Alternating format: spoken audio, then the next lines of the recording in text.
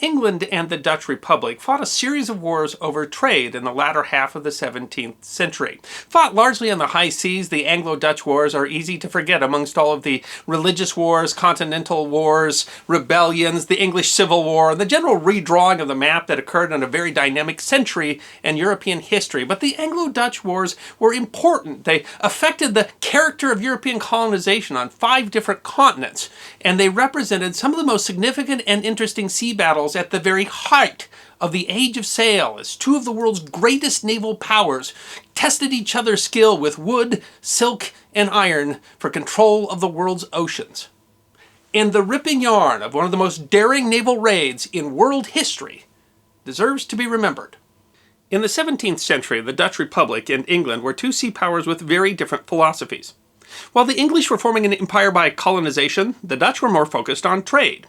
While the English favored a mercantilist system that depended upon exclusive trade with their colonies and funded by tariffs and fees, the Dutch favored free trade that only served to motivate the British colonies to circumvent the English tariffs. While England had a much larger population, the Republic had a more urban population that allowed them greater revenue. While the 2 Protestant powers began the 17th century cooperating against the Habsburg Empire, by the latter half of the century, the competition over valuable trade routes by Europe's 2 greatest merchant navies made war virtually inevitable. The Dutch victory over Spain in the 80 Years' War, or the Dutch War for Independence, in 1648 had come at the expense of Spain, which had been additionally exhausted by the 30 Years' War, a destructive war of religion fought on the continent, and was now facing rebellion in Portugal. This offered an opportunity for the Dutch to expand their global trading fleet. By mid-century, the Republic had by far the largest merchant fleet in the world, and the value of Dutch trade exceeded the rest of Europe combined. The Dutch colonies were seen as trading centers, and the Dutch Republic operated by merchant capitalism that emphasized the transportation of goods, shipping and finance over manufacturing and agriculture. By contrast, the English fleet had declined as loyalties were split during the 9 years of the English Civil War, allowing the Dutch fleet to dominate trade. However, following victory over the forces of Charles I in 1651, Oliver Cromwell had revamped the English navy, using the same principles upon which he had built the parliamentary new army. While the Dutch Republic had a much larger trading fleet, Cromwell's England had more warships. Fearing an increasing threat from Dutch trade, which often circumvented English colonial tariffs, Parliament moved to protect its trade by passing a series of navigation acts that required goods from English colonies be transported on English ships, cutting out middlemen like the Dutch. These protectionist measures led to war in 1652. The First Anglo-Dutch War was fought entirely at sea and included 8 major naval engagements, culminating in the Battle of Scheveningen in July 1653. While nominally an English victory, the battle to break an English blockade actually represented exhaustion by both belligerents.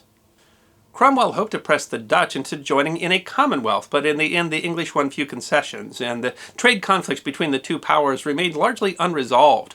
Moreover, the Dutch seemed to come out of the situation actually in a better financial situation than England, and immediately started rebuilding a fleet, including heavier ships, to compete with the English fleet. The restoration of the English monarchy of Charles II in 1660 would have seemed like an opportunity for rapprochement, as the Dutch House of Orange had supported Charles II and lent him large sums of money. However, the trade conflicts continued, and Charles's brother, James, the Duke of York, who was the Lord High Admiral and who eventually became King James II, supported war, largely because he expected to gain personally, financially, by acquiring Dutch colonies in Africa.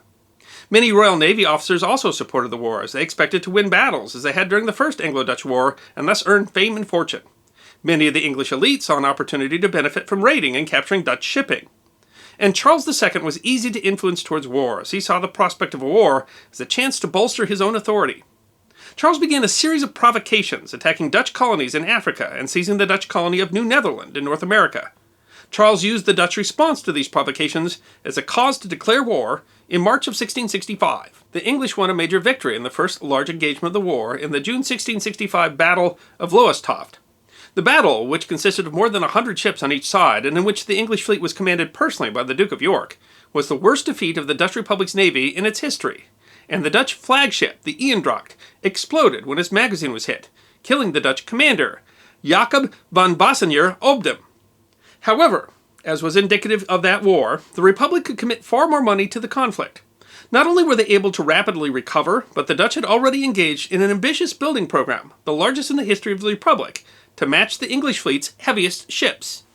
At the time, a first-rate ship of the line, like the English flagship, the HMS Royal Charles, was over 130 feet long and could carry more than 90 guns of various weights of shot and a crew of 500 or more. When the two navies met again in the 1666 Four Days Battle, the Dutch fleet was much improved and had a numeric advantage.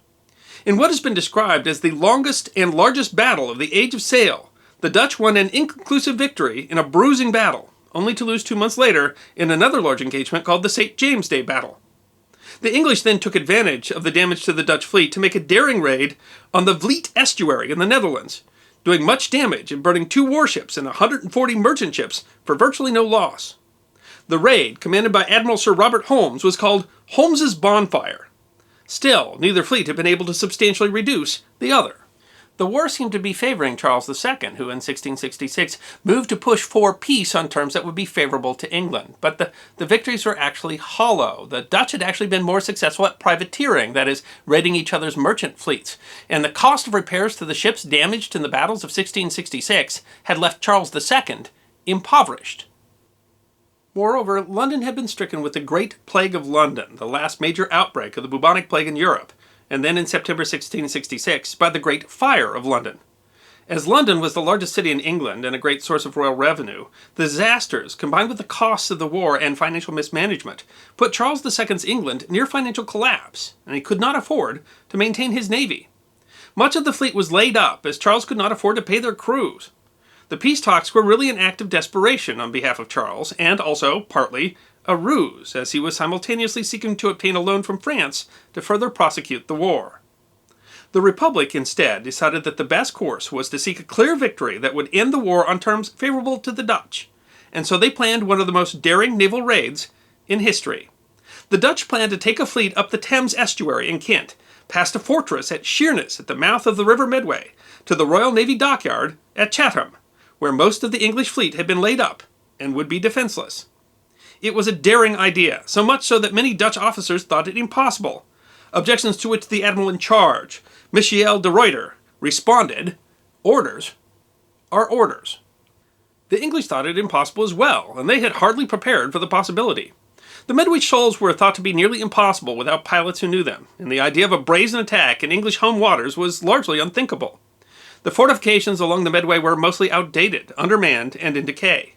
At Chatham, where the great ships of the fleet were laid up nearly defenseless, only 3 ships were manned and ready to defend the dockyard. De Ruyter brought some 60 ships and nearly 1,500 marines, as well as 2 experienced English pilots who had defected. The Dutch force took the unprepared fortress of Garrison Point at Sheerness quickly, chasing off the 42-gun frigate HMS Unity and forcing the garrison to withdraw by landing an overwhelming number of marines. With Sheerness fallen, the English began to desperately prepare a defense. A large chain had been stretched across the river at Gillingham, but it was lightly defended, with only a light gun battery which had been hastily established. Several English ships were sunk in an attempt to block the channel into Chatham, and 3 English heavy ships, the ships of the line Loyal London, Royal James, and Royal Oak, were sunk in order to prevent their capture, with their half-filled hulls operating as stationary batteries. The Dutch had not even arrived, and the English had already sunk 14 of their own ships. When de Ruyter's fleet arrived, their first attack captured HMS Unity by assault as she tried to protect the chain. Unity was taken back as a prize. A light draft Dutch fire ship managed to either ram or break the chain or ride over it, and Dutch engineers were then able to destroy the chain. While the docks were protected by the poorly supplied and hastily defended Elizabethan curtain fortress of Upnor Castle, Dutch fire ships, ships filled with combustibles designed to be set alight and steered into enemy ships to set them on fire, managed to strike and burn the Royal James and the Royal Oak, 2 of the largest ships in the English Navy, as well as the second-rate ship of the line, Loyal London. All 3 were burned to the waterline. What was worse, the Royal Charles, the flagship of the English Navy, which had been the ship that had destroyed the Dutch flagship Eendracht at the Battle of Lowestoft, was captured, being defended only by a skeleton crew, and the Dutch sailed off with the pride of the English Navy as a prize. With the river now defenseless, the English ordered another 16 ships upriver to be sunk to prevent capture. In all, 13 English ships of the line were destroyed or captured. 30 ships were deliberately sunk by the English. In comparison, the Dutch fleet lost 8 fire ships expended and some 50 marines killed. Samuel Pepys, a secretary of the Royal Navy Board, whose diary provides an account of the raid from the English point of view, wrote, Thus in all things, in wisdom, courage, force, knowledge of our own streams, and success, the Dutch have the best of us, and do end the war with victory on their side. The Medway Raid of 1667 is considered one of the greatest defeats of the English military in history, and perhaps the worst ever in English waters. The Dutch tried raiding some more up the coast, and they were largely repelled, but it didn't make much difference. The Medway Raid had so embarrassed Charles II. The interdiction in trade had caused prices in London to soar, and there was a panic throughout the country that the Dutch and the French were going to join together and invade England. Poet Rudyard Kipling summed up the British performance at the battle at Chatham in a poem written some 250 years after the battle. If wars were won by feasting, or victory by song, or safety found in sleeping sound, how England would be strong. England was on the verge of rebellion, and Charles was forced to negotiate an unfavorable peace, which was concluded with the Treaty of Breda in July 1667. Among other concessions, the Navigation Acts were amended to allow Dutch ships to carry English cargo. The Royal Charles had a draft too deep for the Dutch coast, and so was permanently docked and turned into a sort of tourist attraction for European royalty, much to the embarrassment of Charles II. Because of Charles's objections, the ship was finally sold for scrap in 1673. Her sternpiece, bearing the English coat of arms, is on display at the Dutch National Museum in Amsterdam.